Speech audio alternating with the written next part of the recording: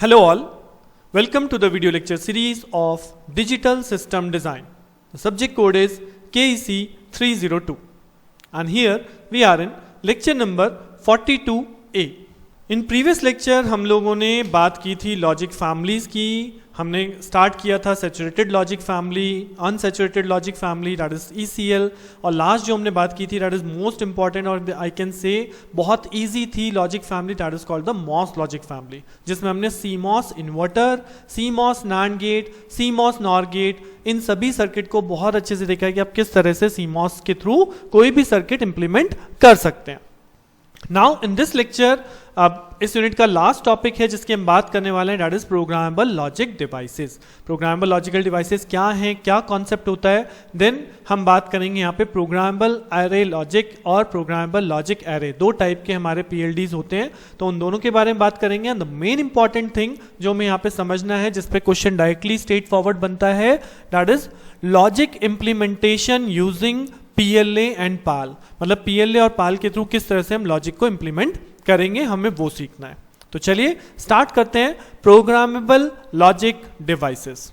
तो as the name defined programmable logic devices. तो programmable का मतलब होता है यूजर जिन्हें प्रोग्राम कर सके अपने अकॉर्डिंग. मैं जिसे प्रोग्राम कर सकूं अपने अकॉर्डिंग. ठीक है, जैसे कि अगर आप एक एंड गेट लेके आते हो तो आपको पता है एंड गेट का फंक्शनिंग क्या है. ठीक, बट अगर मैं उस एंड गेट को अपने अकॉर्डिंग प्रोग्राम कर सकूं, उसे अपने अकॉर्डिंग यूज कर रहा हूं, तो हम बोल रहे हैं प्रोग्रामेबल एंड गेट.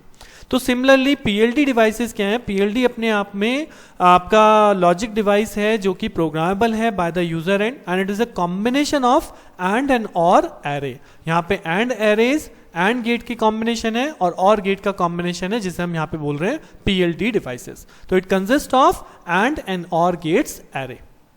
अब इसे दो कैटेगरी में डिवाइड किया गया है based on this programming technique. अगर मैं बोलता हूं कि दोनों ही एंड गेट और गेट आपके प्रोग्रामेबल हैं, then it is called the programmable array, then is called the programmable PLA, programmable logic array. और अगर हम बोलेंगे कि हमारे पास एंड गेट तो प्रोग्रामेबल है, हम उसे प्रोग्राम कर सकते हैं अपने अकॉर्डिंग, बट और गेट हमारे पास फिक्स्ड एरे है, then it is called the PAL arrangement, that is called programmable array logic, जो इसकी सेकंड कैटेगरी होती है. We will discuss on it later. ठीक है, तो ये कॉन्सेप्ट है, एक बेसिक थ्योरी है कि PLD डिवाइस बेसिकली है क्या. बट जैसे कि मैंने आपको स्टार्टिंग में भी बोला था कि हमारा मेन कंसंट्रेशन है कि हम अपने लॉजिक को किस तरह से इंप्लीमेंट कर सकते हैं यूजिंग PLA एंड PAL. तो हमें बेसिकली उसी पे कंसंट्रेट करना है.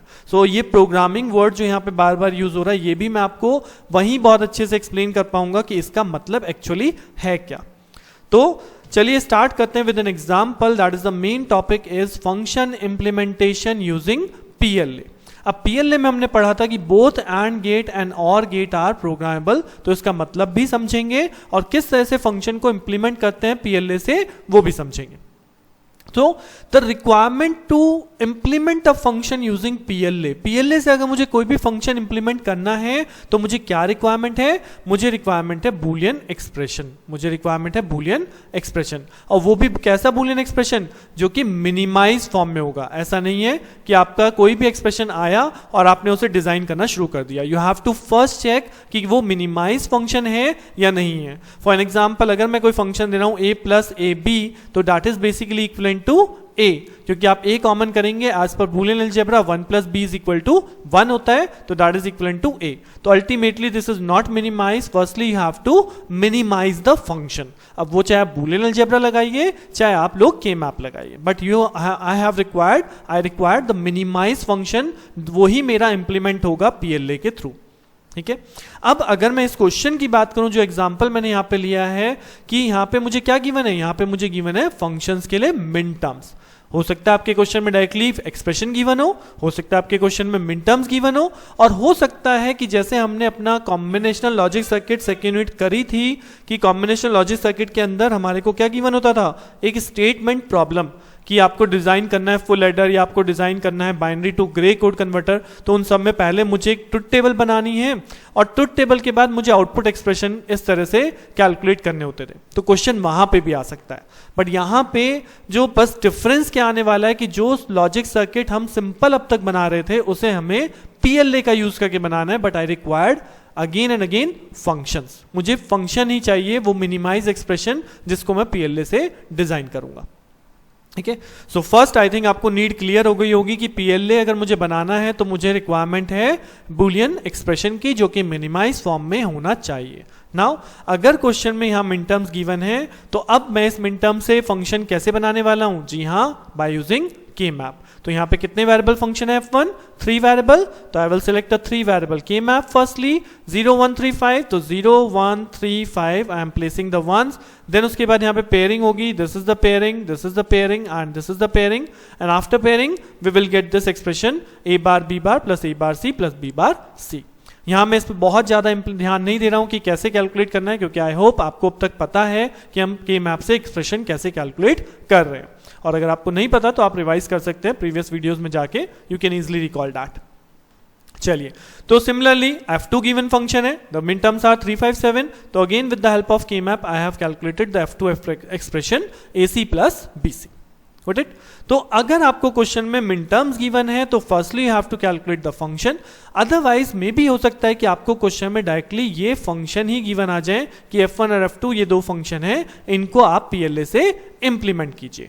नाउ अब जैसा कि मैंने बोला PLA इज अ एंड और गेट कॉम्बिनेशन, इसमें एंड गेट भी रिक्वायर्ड है और गेट भी रिक्वायर्ड है। तो मैंने यहां पे एक छोटा सा फॉर्मूला बनाया है जिसमें कि आप नंबर ऑफ एंड गेट्स और नंबर ऑफ और गेट्स को कैलकुलेट कर सकते हैं। तो अगर मैं और गेट्स की बात करूं तो ये सिंपली होता है equal to number of functions. तो अगर यहां पे मेरे पास दो फंक्शन है F1 और F2, दैट मींस और गेट मुझे यहां पे कितने रिक्वायर्ड होने वाले हैं? 2। So number of or gates is equal to number of functions. And now calculate number of and gate, तो नंबर ऑफ एंड गेट कितने इक्वल होंगे? Number of product term combining all the functions, ठीक है, provided that repeated terms not consider. मतलब कि यहां पे मुझे सारी प्रोडक्ट टर्म को कंसीडर करना है, जितनी भी मेरे सारे फंक्शन, जैसे यहां पे दो फंक्शंस गिवन है तो मैं इन दोनों को कंसीडर करूंगा और जितनी प्रोडक्ट टर्म बनेंगी उतने ही मेरे number of and gate required होंगे। जैसे अगर हम यहां पे देखें A bar B bar product term है, A बार C एक प्रोडक्ट टर्म है, B बार C एक प्रोडक्ट टर्म है, AC एक प्रोडक्ट टर्म है, BC एक प्रोडक्ट टर्म है। तो अल्टीमेटली कोई टर्म ऐसी नहीं है जो अपने आप को रिपीट कर रही है इनसाइड द फंक्शंस, ठीक है। तो उस केस में यहां पे नंबर ऑफ एंड गेट्स कितने हो गए? 5। They are 5 product terms, separate product term. For example अगर एक सेकंड के लिए मान लीजिए यहां पे ये B बार C ना होके ये होता BC, for example this is only B and C। तो B एंड C का मतलब यहां भी B एंड C है, उस केस में मैं यहां वाले B एंड C के लिए एंड गेट को कंसीडर नहीं करूंगा। I will only consider these 4 product term, that means 4 AND gates only. So ये इस लॉजिक का स्टेटमेंट है कि number of product term combining all the functions provided that repeated terms are not considered. So I hope कि आपको ये concept जो मैंने यहाँ पे लिखा है ये क्लियर हुआ होगा कि मुझे नंबर ऑफ एंड गेट्स और ऑर गेट्स को कैसे काउंट करना है। So for this question we have 5 number of and gates and 2 number of or gates. ये मुझे अब क्लियर हो गया। Now I have simply done the logic diagram. तो अगर लॉजिक डायग्राम की बात करें तो हमने अब तक सीखा था कि हम इनपुट कनेक्शन लेते थे, वो यहाँ पे सेम चीज है, that is A and A बार। ठीक, हमने यहाँ पे B और B बार को कंसिडर किया, हमने यहाँ पे एक लाइन कंसिडर करी C एंड C बार। ठीक है, तो ये हमारा पार्ट वही है जिस तरह से हम अपनी डिजाइनिंग को करते थे। अब हम क्या करते थे कि हमने यहाँ से अगर मुझे एक टर्म बनानी है A बार B बार, सो हम A बार को लेते थे, B बार को लेते थे, एक एंड गेट को कनेक्ट करते थे। बट यहाँ पे आपकी 2 इनपुट लाइंस B बार में एंड गेट में नहीं जाएंगी। बेसिकली यहाँ पे मैं शो करूंगा 5 एंड गेट्स, 1 2 3 4 एंड 5, और इन सभी एंड गेट में केवल एक लाइन इनपुट होगी लाइक दिस। ये यहाँ पे डिफरेंस क्रिएट हो जाता है PLA के थ्रू डिजाइन करने में कि this and gate is basically connected to all the lines. ये एंड गेट पहले से आपके सारे गेट्स में सारे लाइन से कनेक्टेड है, ऑलरेडी कनेक्टेड है। ये मैन्युफैक्चर्ड आईसी है, ऑलरेडी सब में कनेक्शन मेड होता है। बट मुझे जहां पे कनेक्शन नहीं चाहिए, अल्टीमेटली मैं उस कनेक्शन को फ्यूज करता हूं, जहां पे मुझे कनेक्शन नहीं चाहिए। इन प्रैक्टिकल होता है कि सारे कनेक्शन यहाँ पे मेडअप होते हैं और जहां मुझे कनेक्शन नहीं चाहिए हम उस कनेक्शन को फ्यूज करते हैं, रिमूव करते हैं। ठीक है, कनेक्टर लगा होता है, उस कनेक्टर को स्विच की तरह आपने डिसेबल कर दिया, वो आपका ओपन हो गया, कनेक्शन डिफ्यूज हो गया। ठीक, बट अब मैं यहाँ डिफ्यूजन तो मतलब एक तरह से फ्यूजिंग तो दिखा नहीं सकता, तो इसलिए हम यहाँ पे केवल वो कनेक्शन शो करते हैं जो हमें रिक्वायर्ड है। यानी कि अगर मैं कहता हूं मुझे इस प्रोडक्ट टर्म को बनाना है ए बार बी बार, इसको मुझे बनाना है ए बार सी, इसको मुझे बनाना है बी बार सी, ये हो गया आपका ए सी और ये हो गया आपका बी सी। तो this is basically called and gates array. और ए बार बी बार कैसे बनाऊंगा, यहां पे ए बार पे आप क्रॉस मार्क कर दीजिए और बी बार पे क्रॉस मार्क कर दीजिए। तो दिस लाइन शोज दैट ये दो कॉम्बिनेशन, ये जो दो कॉन्टेक्ट हैं ये रिमेन्स हैं, बाकी सारे कॉन्टेक्ट यहां से हटा दिए गए हैं। तो this will generates your A bar B bar. Similarly A bar C, तो यहां पे ए बार लीजिए, यहां पे सी लीजिए, this will generates you A bar C. Similarly B bar and C, similarly A and C, similarly B and C. ये ध्यान रखिएगा कि यहाँ पे केवल और केवल एक ही इनपुट लाइन है, उस इनपुट लाइन पे आपको जो कनेक्शन चाहिए वो हम यहाँ पे क्रॉस के थ्रू शो कर रहे हैं। Use only cross, don't use this dot like. ठीक है, क्रॉस से शो किए जाते हैं। This is called the PLA implementation, function implementation using PLA। अब ये तो हो गई एंड गेट की बात। अब इसी तरह से दूसरा कॉम्बिनेशन क्या है, और गेट। तो अब क्या होता है, ये सारे के सारे एंड गेट जितने भी आपके लगे हैं, ये सारे के सारे एंड गेट हमारे कनेक्टेड होते हैं और गेट के अंदर। अब हमारे कितने और गेट हैं इस क्वेश्चन में, 2। तो ये और गेट लगाए और ये सारे के सारे और गेट सभी एंड गेट के साथ कनेक्टेड होंगे, एंड गेट और गेट से कनेक्टेड होंगे।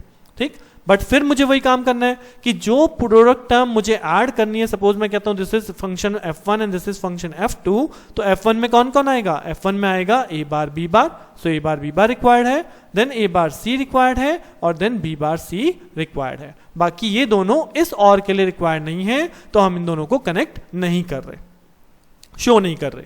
ऐसी F2 के लिए that I required A C and B C, तो ये आपका F2 कनेक्टेड हो गया। तो this function implementation using PLA, ये आपका PLA इंप्लीमेंटेशन खत्म हुआ। और ये जो चीज मैं आपको कहता था प्रोग्रामेबल, तो प्रोग्रामेबल क्या है कि कनेक्शन तो यहां सब जगह है, बट हम उसे डिफ्यूज कर सकते हैं, हम उसे फ्यूज कर रहे हैं कि हमें यहां पे कनेक्शन नहीं चाहिए। This is called the programming part, कि आप अपने एंड पे इसे एक तरह से प्रोग्राम कर रहे हो इस IC को अपने अकॉर्डिंग, कि आपको क्या आउटपुट यहां पे चाहिए, आप उसके अकॉर्डिंग इस एंड गेट या और गेट को प्रोग्राम कर सकते हो। ठीक है, सो ये सिंपल सा लॉजिक था जो कि आप डायग्राम देख सकते हैं, जो कि मैंने अभी आपको समझाया। This is the overall diagram जो मैंने अभी आपको क्लियर कराया। तो this is function implementation using PLA।